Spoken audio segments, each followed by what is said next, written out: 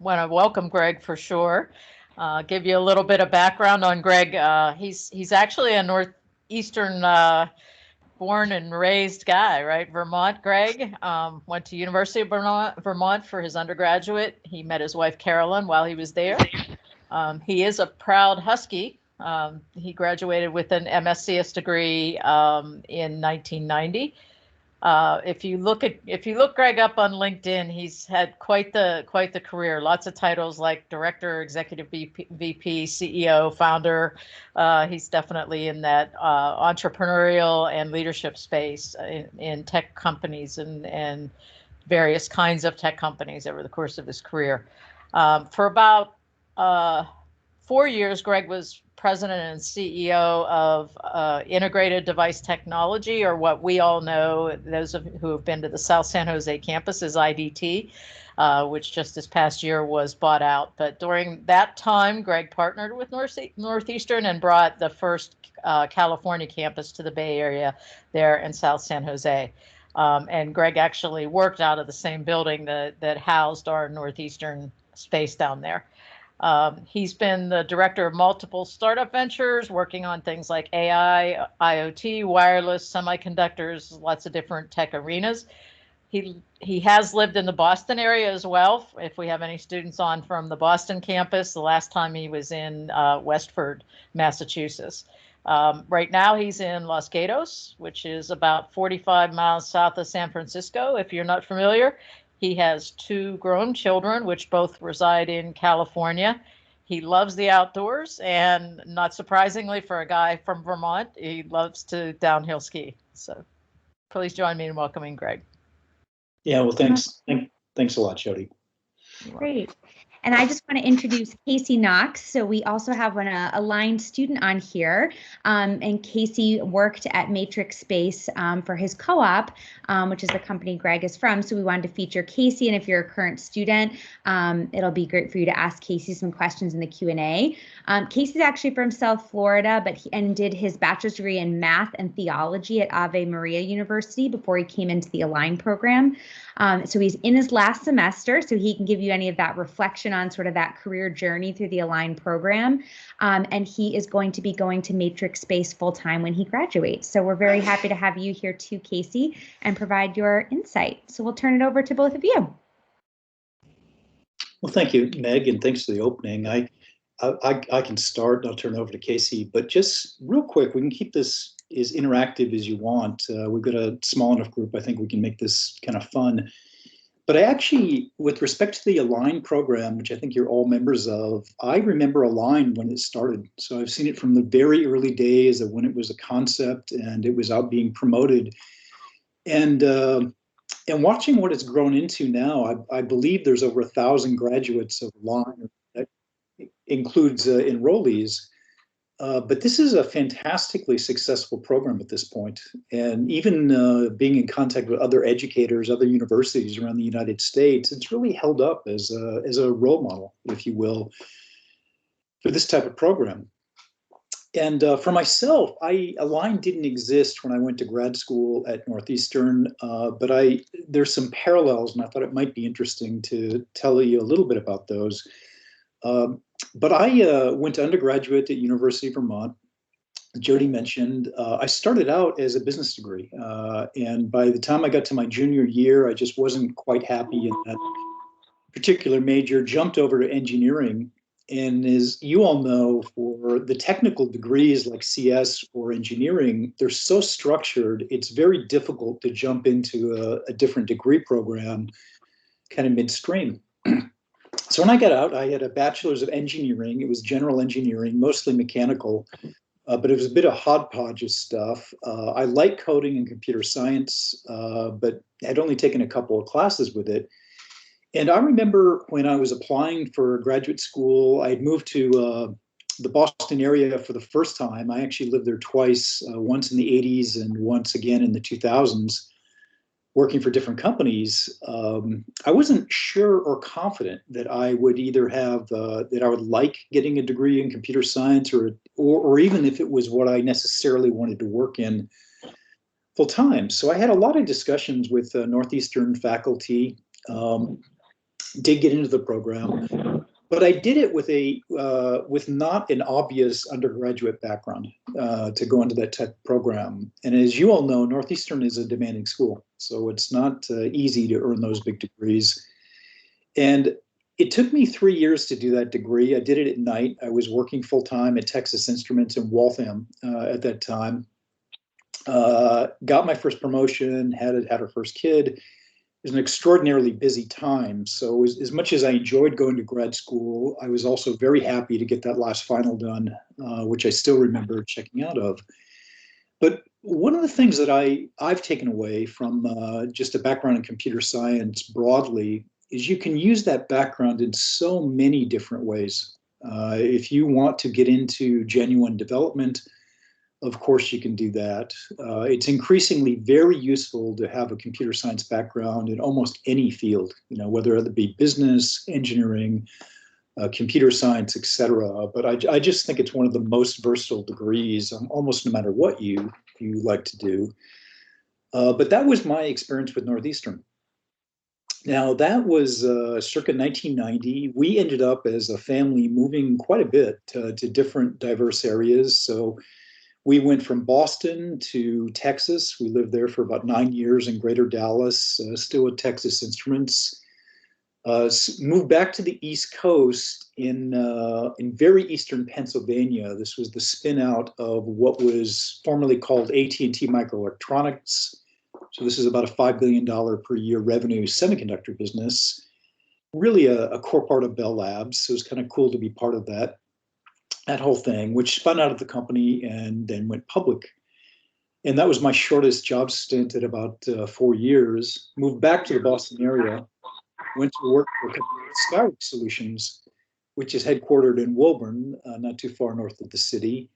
And Skyworks was a different animal. It was not so much computer science intensity, but very good at building these radio frequency modules, or basically the RF stuff that makes your smartphones work. So chances are very high you've got some of our old products in your smartphones. And after about 9 years there, as Jody mentioned, moved to the West Coast and took over leadership of a company called Integrated Device Technology. And you may not know that company, IDT, but you use some of their products. You've almost certainly got some of the sensors that we used to build in your cars that you drive. If you've ever used wireless charging in a smartphone, that's our tech. And it was a tremendous run. Now, about that time, that was 2014, 2015, my relationship with Northeastern geared up again, because at that time, Northeastern had already decided they wanted to put a graduate campus in the Silicon Valley or San Francisco, weren't quite sure where to do it. And we were in a position where we had this beautiful campus in South San Jose, and we had more space than we needed. And I wasn't convinced that I wanted to become a landlord. So a deal was struck. Northeastern got cheap rent, and our employees got a bunch of graduate tuition credits. But Northeastern's graduate campus, or their first one in California, actually was in the same building as our headquarters. So you'd walk into the foyer, and one way would be Northeastern Red, and the rest would be Integrated Device Technology. But it was a very successful experiment. Very cool to see something like that grow up in the Bay. I'm not sure what the current enrollments, but I believe they're doing at least 500 students a year through that particular program. And that was what got me reintroduced to Northeastern, actually, after a long absence. Now, years went on, and Dr. David Luzzi, who was one of the ranking Northeastern people and very involved in an area called Costas Research Institute, which is in Burlington, had asked me to take a look at some of the research arms and research laboratories that were being funded up there, mainly in Burlington, also in Boston at that time, with an eye towards spinning some of them out, as entrepreneurial businesses, which is something that some universities have done a lot on. Northeastern, frankly, has not done a lot on. And the last cooperative effort with Northeastern is an early stage company where Casey and I both work as colleagues, and it's called Matrixspace. And Matrixspace is about bringing, automation to smart machines. So if you think about how easy it is to, for instance, use a smartphone to have all sorts of different tasks accomplished. You can summon a taxi, you can order food, you can make plane reservations on that. there's all this abstraction that happens of really diverse and complicated things that people don't even need to understand. It's just very easy, a few pushes on a touch screen, and you're in business. Stuff actually happens, and some of that stuff is physical stuff. Goods move, or they're shipped, or etc. And if you think about the whole area of using drones or smart robots or all this, none of that stuff exists. In other words, you need really technical, highly skilled people to operate all this stuff. And because those people are few and far in between, and basically the whole industry hasn't grown up into this nice abstracted view of how people can use smart machines to make our lives better. And that's what we're tackling at Matrixspace. And that is a very ambitious project. I mean, it's the technology is hard. Casey's right in the middle of some of it. It's a systems problem. So you have to work out a lot of different things in order to make that technology work. But that's what we're up to. So about, 14 months and counting with Matrixspace. And that is the most recent big project I've taken on. Let me pause there, and maybe we can open it up to questions. Casey, you might have a few words to say, but Meg, why don't you take over the mic for a little bit? Yeah, absolutely. If people have a question, they want to drop it in the chat, or we're a small enough group, so feel free to just unmute yourself and go ahead and ask the question.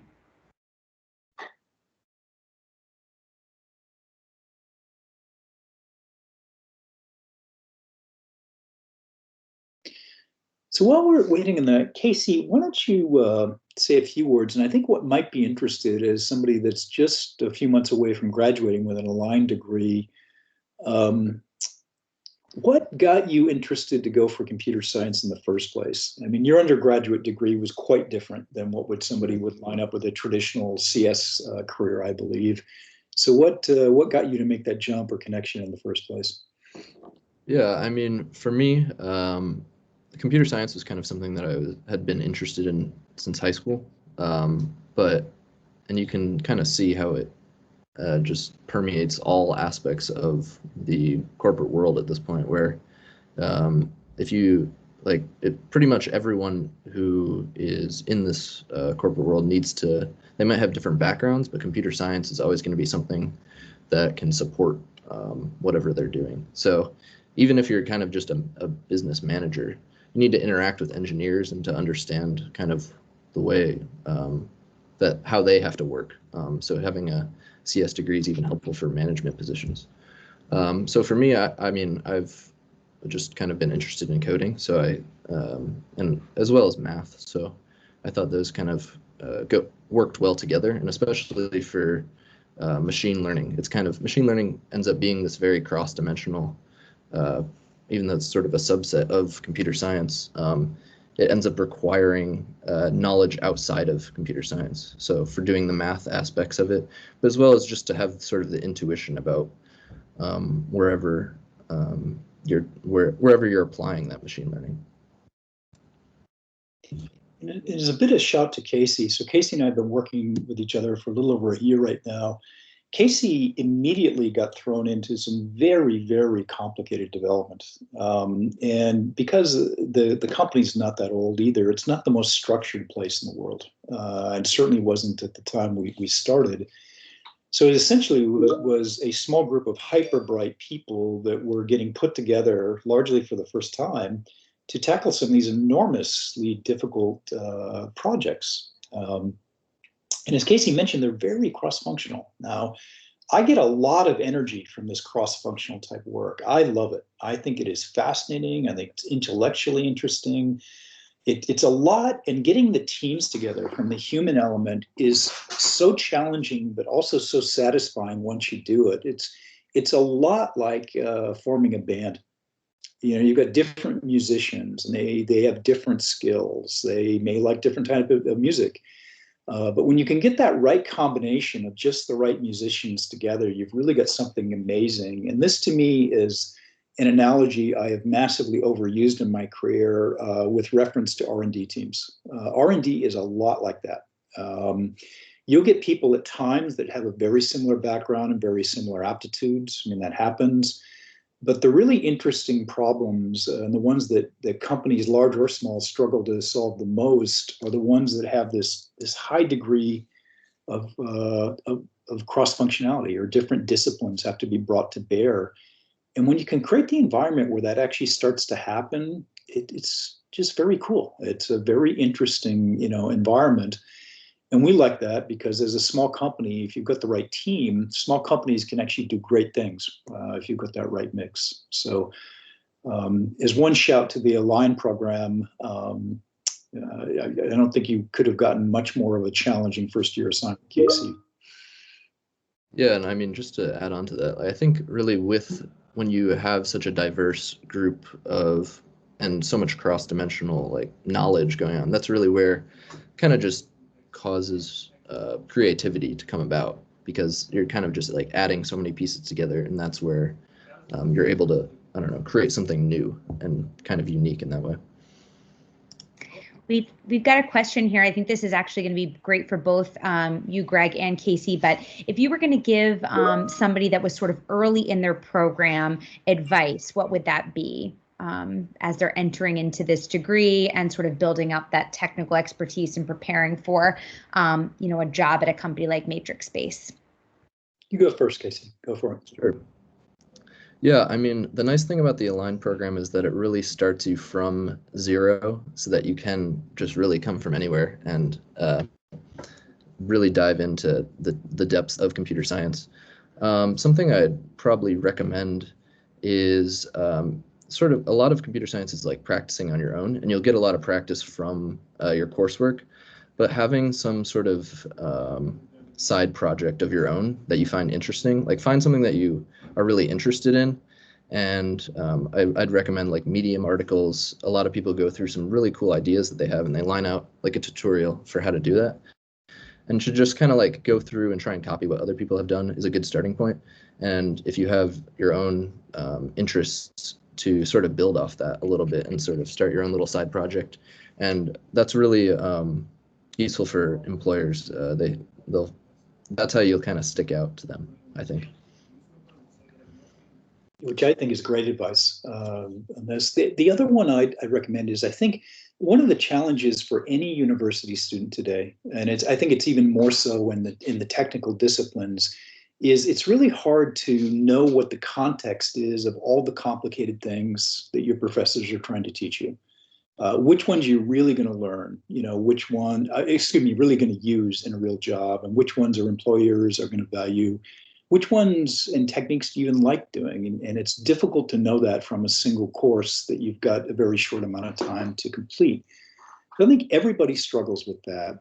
But what I'd say is that for the basics, and the basics of computer science are pretty evident, self-evident to everybody. It's just like being a musician. Practice and get really good at them, right? Because you're going to use those tools no matter what you do or where you go. And there is a premium on speed in today's industry. And if you start to get behind, it's no fun at all. So learn the basics, learn them well, practice them, and get very proficient, with the basic stuff. Now, beyond that, depending on what you want to do in your own aptitudes, and I give everybody this advice, is when you do begin your careers and get those first cool jobs and set out in the world, I would find a way to get as close to an actual customer as you can. And let me explain that a little bit more. That may be a real customer, meaning an outside company or a person that buys something from the company you go to work with, or it may be an internal customer. It may be that you're doing work to support another group in the same company, but there's still a customer. And I think that why am I putting so much emphasis on getting close as you can to an actual customer is several things. One of which is, I think the customers tend to be very pure with what they want and what problem they're trying to solve. And I think there is a kind of a misunderstanding in how modern sales and marketing processes work.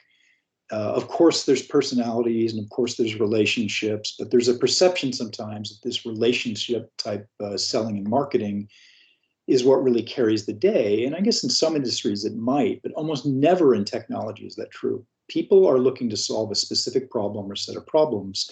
And the closer you can understand what that problem is from a customer's perspective, and what can you do interpersonally, technically, as a professional to help them solve that problem, several good things happen. One, you get smarter very quickly, right? This really keeps everybody honest and keeps focus on the right prioritization to spend your work. Second, I found that the better we all get at solving our customers' problems, this becomes great fun. This is when you really develop these really cool relationships and they value you, right? If you can help them do what they're trying to win at, it makes the whole work experience a lot more fun with respect to that. But also more defensively, you know, for people that end up being part of these operations that are very far removed from a customer, I think your job security is less, frankly, right? If you look at, you know, layoffs in big companies or other things that, you know, sadly do happen at times, those companies are usually prioritizing job security at those people and those groups that have the most to do with the customers that they're selling to.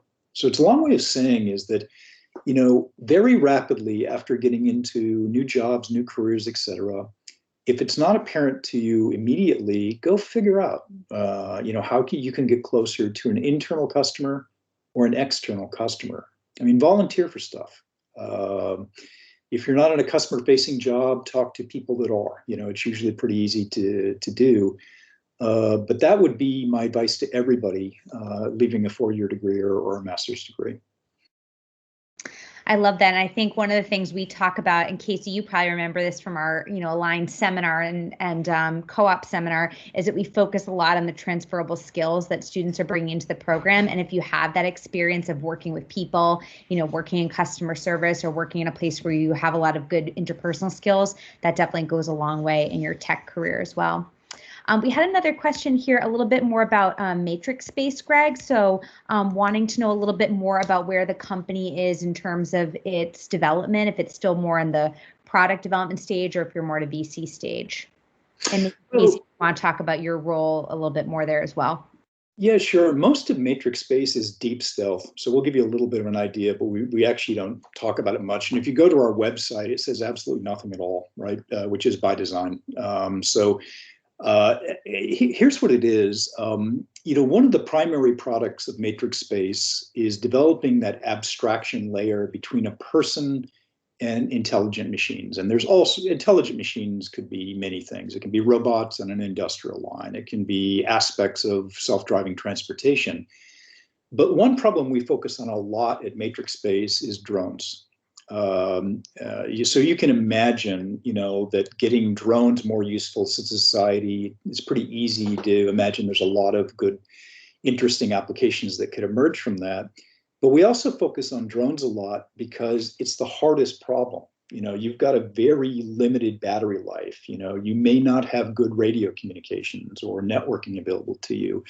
There's not a lot of space, right? So you've got to do all this complicated stuff in this really, really small form factor, and a lot of complicated software processing going on. So basically, if you can solve that problem of how do you abstract problems to a drone. So for instance, right now, to get a drone to do something, you've got to have a skilled operator that's usually licensed, right, that actually can run the things. And it's hard. You know, if you haven't tried it, these things are not easy to control.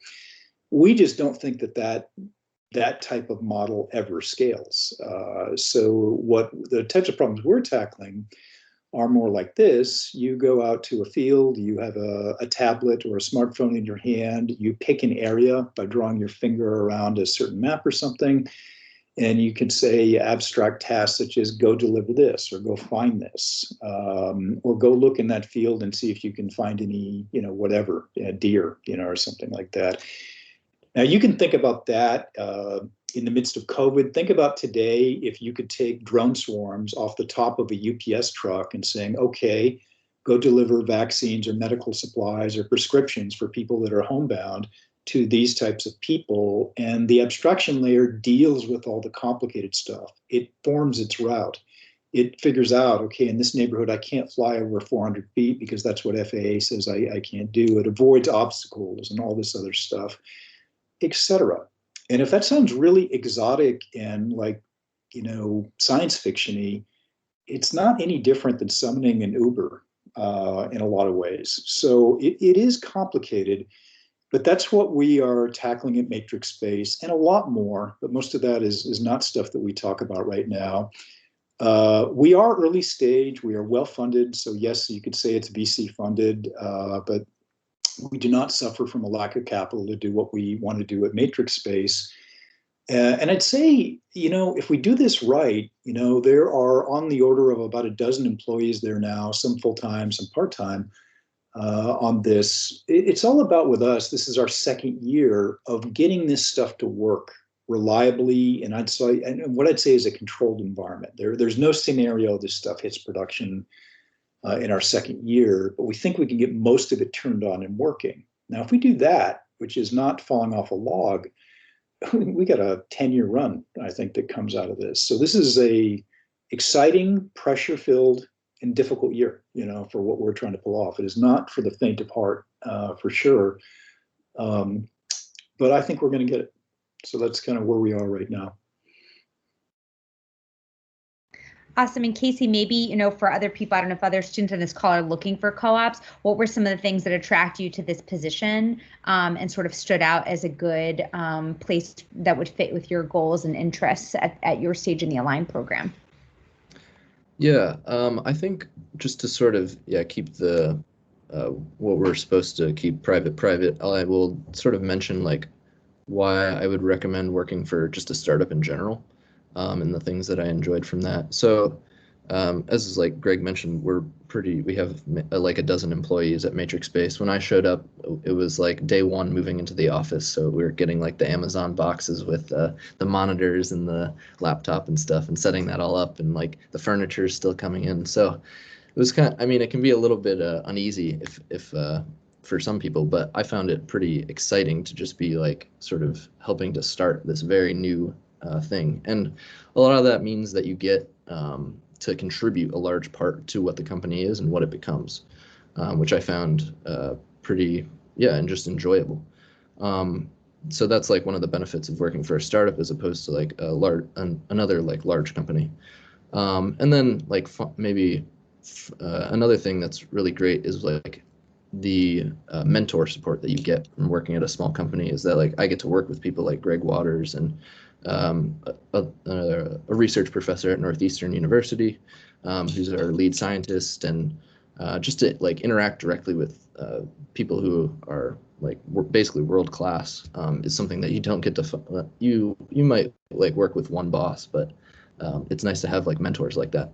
And then and just to get to work on like this cutting edge new tech that you feel like you get to contribute a large part to what the company becomes, and you have a lot of sort of creative freedom to if you have good ideas, like people are open to those because you kind of get to pave the way for where the company's going to some extent. So I would definitely recommend if you're the creative type and very interested in that, a startup is definitely something that's worth looking into, and that's kind of what I experienced at Matrixspace.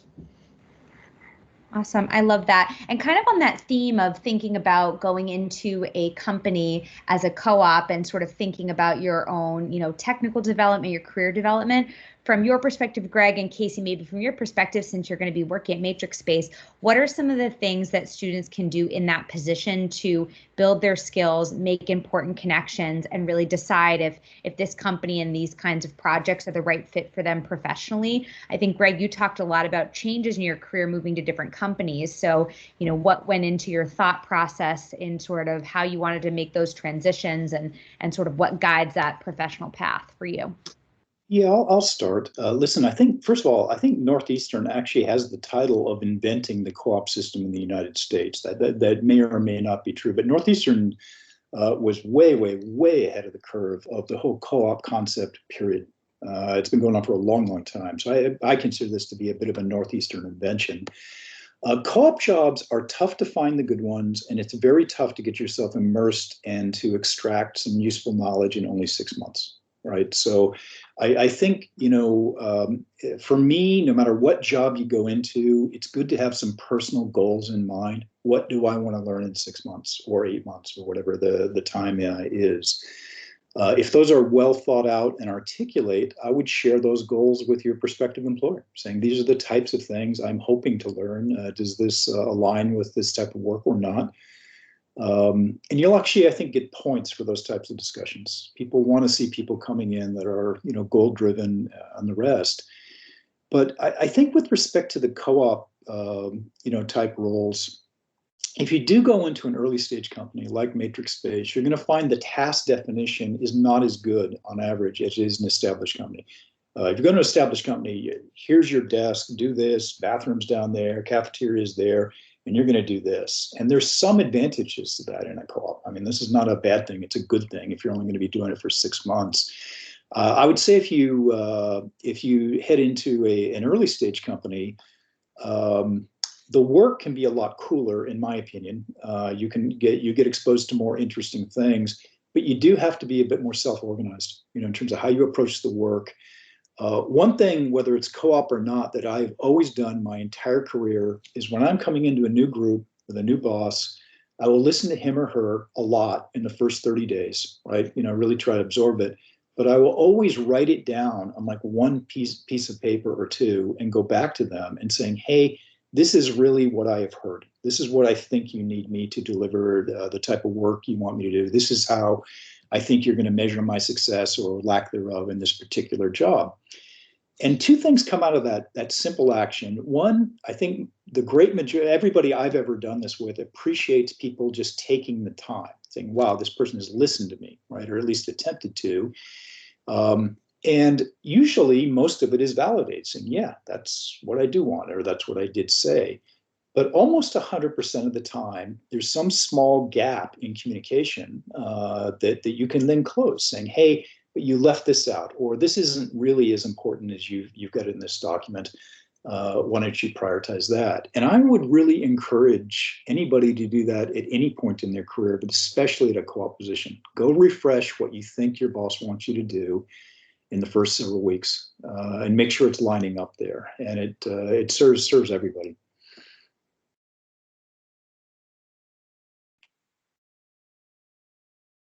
That's great. I didn't see any more questions in the chat yet. Did anybody else want to, take themselves off mute and ask their own question? Otherwise, I have plenty more because this is all amazing advice that I want to capture to put in our co-op seminar.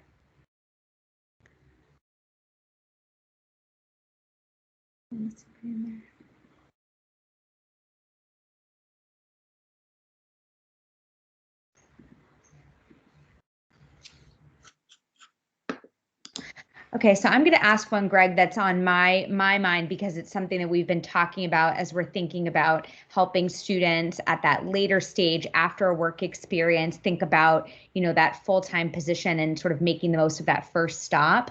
What would your advice be in terms of how students can really manage up and be successful in that, year one of a new job, particularly if, say, you come in at more of an entry-level role, but you want to get to a certain place? What would sort of be your advice to get onto the right projects and sort of lay out that path to where you eventually want to be? And Casey, feel free to also chime in if, you're sort of thinking about where you want to go and the steps that you've already taken. Yeah, I'll begin. Listen, I think the key thing to recognize is a little bit back to what I said earlier about getting close to a customer. If you're going to work for an employer that's not a charity, then these are businesses, right? And businesses have to deliver products, grow, and make money. And how do you grow and make money is usually from how well or not well companies solve customer problems, getting back to that. So I think in that first 6 months to a year as a new employee, really, absorb the landscape, figure out, are you more than 2 steps removed from a customer, which is usually not great, right? What types of productive activity could you recommend to your work group that would help, your team contribute more to the company's success? And those may sound abstract, but those can be very kind of minor things, right, of what can improve a company type business. But I'd keep that in mind, and I would think that by far more important than managing up in the first year is managing across. It's going to be what type of relationships and productive support can you earn, and also can you give to your teammates. I think that is actually, almost always more important than managing up. And managing up, it's important to have some infrequent but good alignment discussions with whoever you're working for. And usually my suggestion for that is see if you can get him or her, whoever your boss is, out of their office. There's just a certain type of formality being in an office location. Drag them out to lunch. See if you can get them down for a cup of coffee. Go for a walk outside, anything. And it's a small thing, but I think you actually increase the informal type of information and coaching you might get by doing that. Great. Thank you so much, Greg. We got a couple questions for you, Casey, here. So the first one is, how'd you find the job at Matrixspace, and any advice you might have because you've gone through this search about looking for startups? Yeah, well, I found it through the Northeastern job portal. I mean, that's a pretty robust system, and there's a lot of good jobs on there.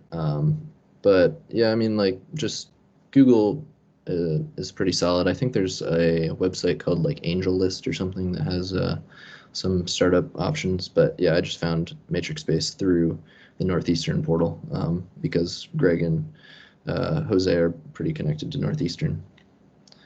And then the other question.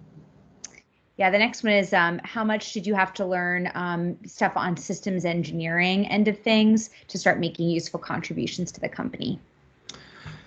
Yeah, I mean, I'd say a lot of it you kind of learn on the job. Because, well, so I guess through your classes you're learning a lot about like design theories and like how to write in Python, and like what are good ways of writing object-oriented code and stuff like that. Whereas when you get to like an actual company, they're like, this is the specific package that we're using, and you need to learn how to use this. So when I got to Matrixspace, the first thing I did was pretty much learn like what are the systems that are in place. So I did, I don't know, a couple weeks of video tutorials to learn about that. So a lot of it's learned on the job, I'd say. Well, put more, I would say that, look, you guys are all going to a great university. I guess I'm biased because I went there too back in the day, but Northeastern pedigree is a very strong pedigree, right? If you've made it through a computer science degree at Northeastern, you're not, falling off. It's not falling off a log by any stretch. So I think you've got that in your background.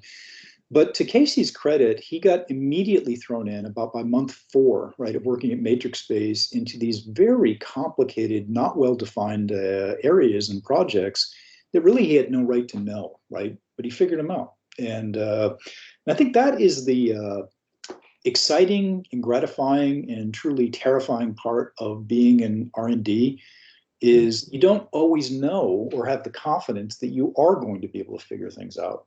Most of the time we can, but not always. And that's part of a career in R&D. I think it's, and obviously you get, with more experience, you get better at making those judgments.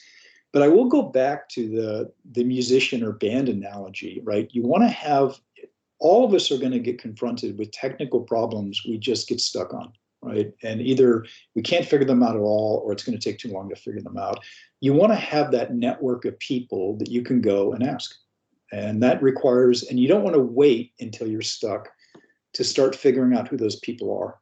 So I think getting back to the managing across thing, figure out who's really good early, get to know them a little bit, see if you can help them out.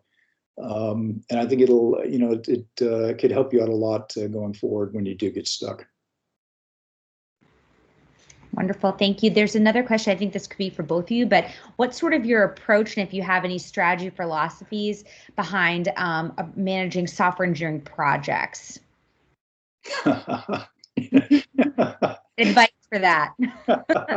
Well, let me open. I'll turn it to Casey. If you went to, the award for brilliance of project management in Matrixspace in our first, year and a half of operation, we wouldn't win any awards, right? It's the problem statements that we're wrestling with. It's just about now. We formed this thing in December of 2019, and even to me, it's becoming very clear just about now. It's 14 months later. For the first time. Now we're really starting to get to an intellectual place where I think we really, with some precision, know what we need to do. And even that has not been translated to the employees well yet, right? So I'd give it a D minus, going towards maybe a C minus at the moment. And I think in about 3 months, it's going to be at a B plus, is where I do that. So the clarity of project and what you do is a deceptively difficult thing, because it is deceptively difficult because there's always more than one way to solve a problem. And once you kind of, particularly for software, once you lock yourself into a certain architectural approach, even if you figure out a smarter way to do it later, it's very difficult to change, midstream. So I'd say that in all honesty, that's kind of, I'm very confident that by the end of this year, we're going to have that really nailed. I am moderately confident we're going to have it really nailed by the late spring on this. But I'd say we spun our wheels a lot in getting the specific project management and tasks clear in the first year. Yeah, I mean, I would add on a little bit to that, just from my limited knowledge is, yeah, I mean, it's hard to managing like a whole software development cycle is like a completely different thing than what you experience when you just get started with these small little projects that you're doing at home, or where it's all like in your head, as opposed to now you have to branch out and sort of create a plan that can be distributed to a lot of different people working on the same project, which is just a whole nother ball game, I'd say. And it's, yeah, as Greg said, pretty difficult to tackle. So we're kind of working on that together. As a point of humor, I'll give you another strong characteristic of almost all successful computer scientists is you will inevitably work with other people, and you've got to work with their code or something that they've come up with, et cetera. I mean, this is normal on that. Computer scientists hate working with other people's code, even if it's well done, right? They might not understand it, might not like it, might have taken a different approach. And often it takes as much time for a good coder to understand what somebody else did as it does just to go rewrite it yourself. So this is a constant yin-yang type of management challenge with software engineers, and some of it's personality too. So this is kind of part of the fun stuff you get into in management circles.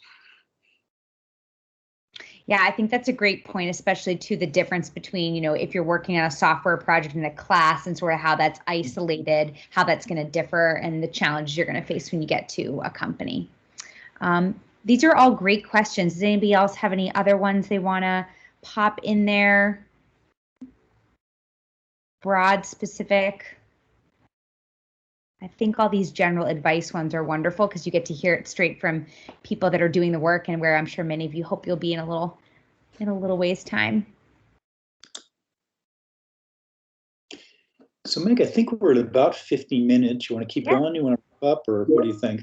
Yeah, let's take, we got one more question that came. Oh, so we have somebody that asked if you're planning on having more internship opportunities at Matrixspace. So maybe we'll go there and then share some closing thoughts. Yeah, we will in the fall, right? Unlikely over the summer, I'd say right now. So I know that's the next co-op opportunity, but there definitely will be more. There definitely will be more co-op opportunities at Matrixspace. But I'm thinking that fall is probably when the next class comes in. Awesome. Wonderful. Well, I think we've had such a great discussion. So I'm just going to turn it to you, Greg, and Casey, if you want to share any closing thoughts. Thank you, everybody who made the time to attend today. I think you hopefully have received some really great nuggets of advice and perspective, and maybe you'll be applying for a position at Matrixspace. And if you have any questions or follow-up, I'll pop my email in the chat, so feel free to get in touch with me and I can connect you with the appropriate person. So I'll turn it over to you, Greg and Casey, for some final words, and we'll close out. I'll give you the last word, Casey, so I'll go first. Listen, I would just give you all a lot of encouragement. I know right now with COVID, lack of a social life, a lot of the fun stuff about being in a university is really missing right now. And I would just offer you guys some encouragement. I think this bad time is not going to last forever. It definitely makes everything harder, particularly going to school. But depending, you guys will be getting out with some very cool backgrounds and degrees, in the near future. And I don't have any doubt, that those skills are going to be in demand as you do. So hang in there. And look, if I always make the joke is I'm glad I got into Northeastern when I did, because I'm not sure I have the grade point average to do it today. So you guys will do all right. So why don't you bring us home, Casey?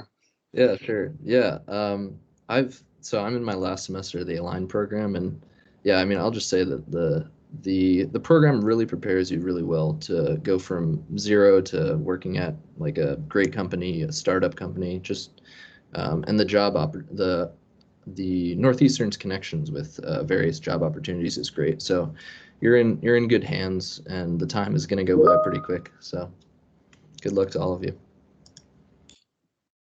Awesome. Thank you so much, everybody. Hope you stay healthy and hope to see you at a future event. And thank you again, Greg and Casey. This is wonderful. Yes, Casey and Greg, thank you very much. Much See you around, appreciated. Thanks, Meg. All right. See you around, Casey. All right. Thanks, everyone. Bye. Bye-bye.